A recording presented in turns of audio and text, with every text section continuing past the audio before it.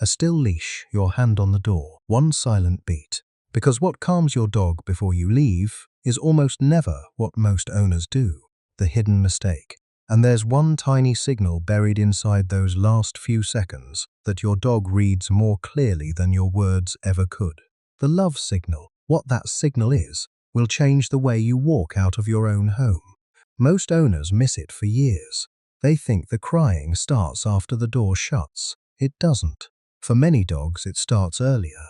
When your body changes, when your rhythm changes, when your energy leaves before you do. And the strangest part is this. The thing that feels kind to you can feel alarming to your dog. Not because your dog is dramatic, because your dog is reading you like weather. And in less than a minute, I'll show you the exact 30 seconds that can make your exit feel safe instead of sudden. Here's the surface truth. The 30-second ritual before you leave, your dog does not need a bigger emotional moment. Your dog needs a calmer one, not a long speech, not a guilty cuddle, not that sad voice you use when you whisper, "I'll be right back." What helps most is a short, predictable, low-drama departure ritual your dog can recognize with their nervous system, not just their ears. 30 seconds, but that's only the outside of it. Because if your dog is watching you put on shoes, grab keys, and suddenly showering them with unusual affection, they don't always read that as comfort.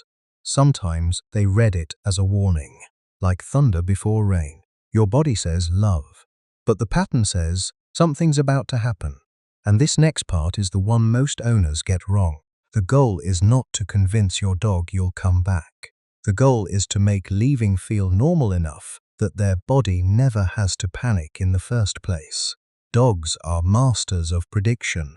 Long before the door clicks, they notice sequences. The shoes, the bag, the keys, the shift in breathing, the fast little movements humans don't even realize they make. That's why your dog may start pacing, staring, whining, or following you room to room before you've even touched the handle. They aren't being clingy in that moment. They're answering a forecast. How dogs read pre-departure cues. But here's where it gets stranger. The calm isn't built at the door. It's built in what your body communicates right before it. So here's the deeper mechanism.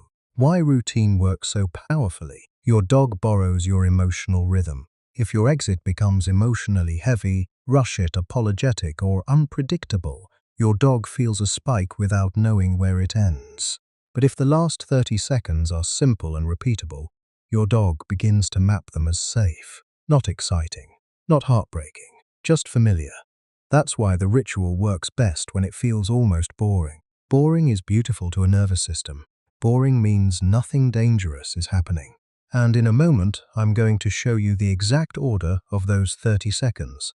But first, there's one loathing habit that quietly ruins the whole thing. The sabotage habit. It's the emotional goodbye, the kneeling down, the face holding, the repeated be good, the extra kissing because you feel bad. To you, it feels loving. To many dogs, it feels different. And different, right before separation, can feel huge because dogs don't only respond to affection. They respond to contrast.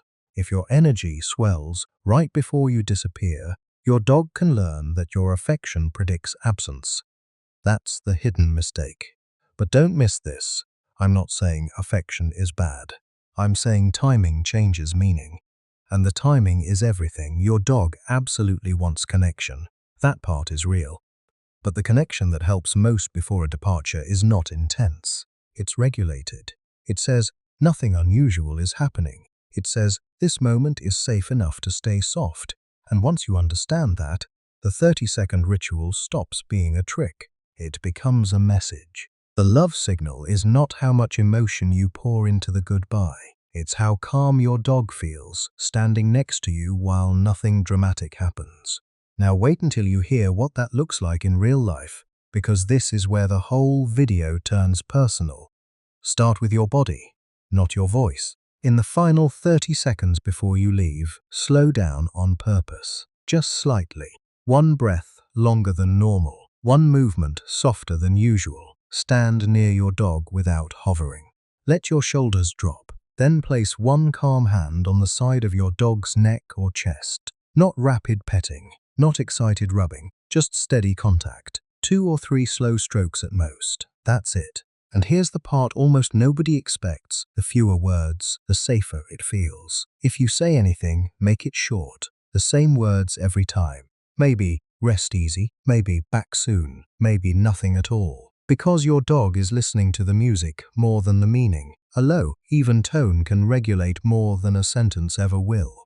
Then, instead of making yourself the final event, give your dog something calmly engaging the instant before you step away. A lick mat, a small scatter of treats, a stuffed chew, a familiar bed space with your scent nearby.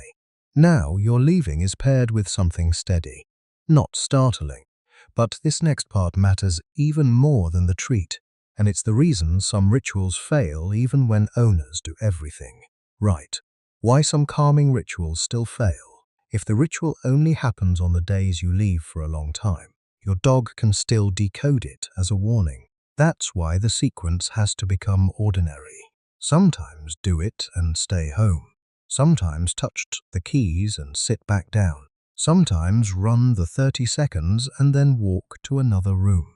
You're teaching your dog that these cues are no longer a perfect prophecy of loss.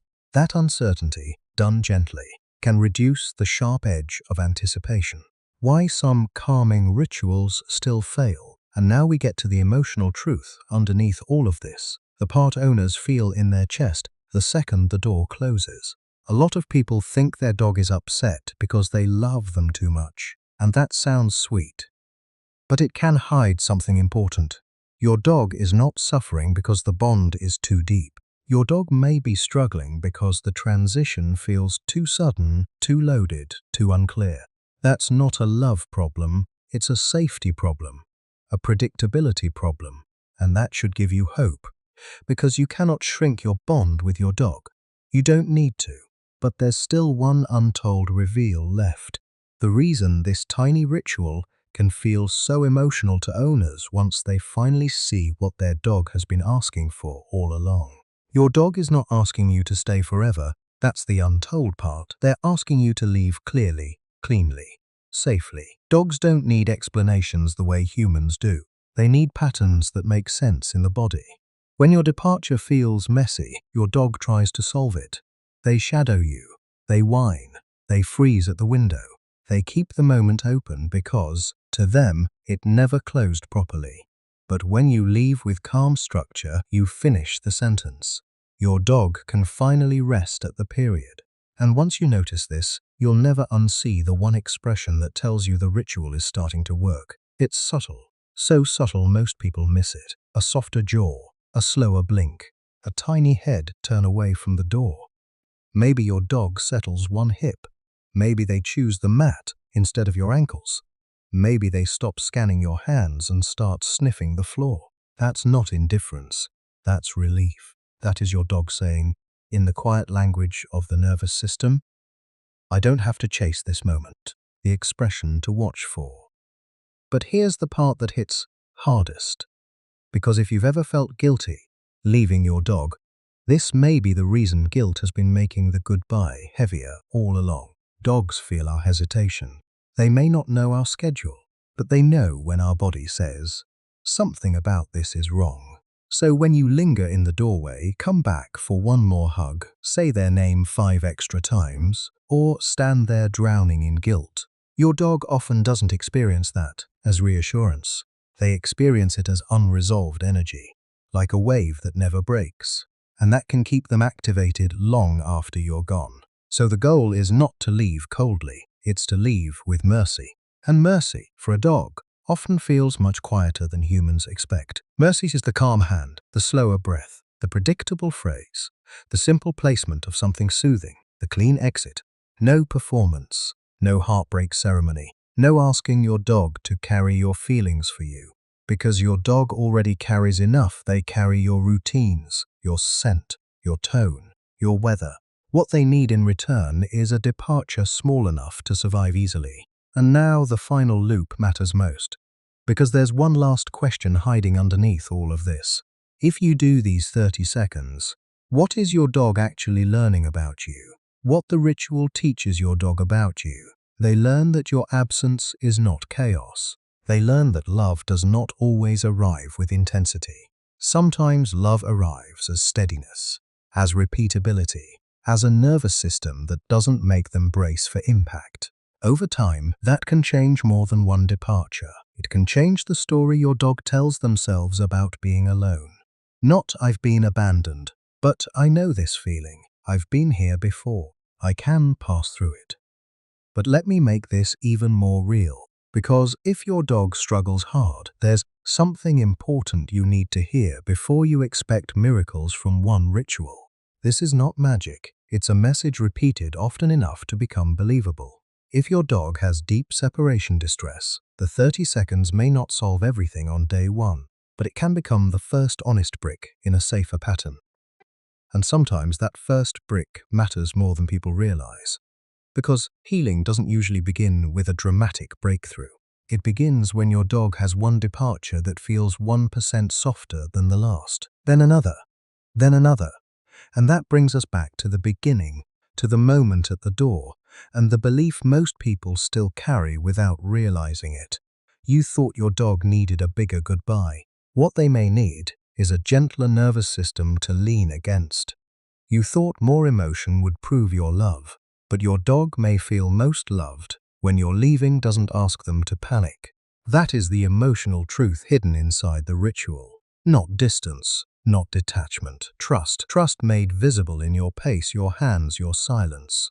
And there's one final loop still open, the deepest one of all. What is your dog really asking for in those last seconds before the door closes? Not a speech, not an apology, not a promise they can't understand.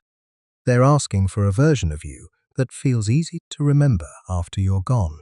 A version that says, without drama, this moment is survivable. And when you give them that, the ritual becomes more than a habit. It becomes a form of protection, a quiet kind. The kind your dog can carry after the latch clicks, after your footsteps fade, after the room settles. So before you leave tomorrow, pause. One breath, one calm hand, one soft cue, one clean exit. What the ritual teaches your dog about you. Because the real gift isn't teaching your dog how to miss you less. It's teaching your dog that loving you does not have to feel like losing safety. And once your dog feels that, even for 30 seconds, you're no longer just leaving the house. You're leaving behind calm,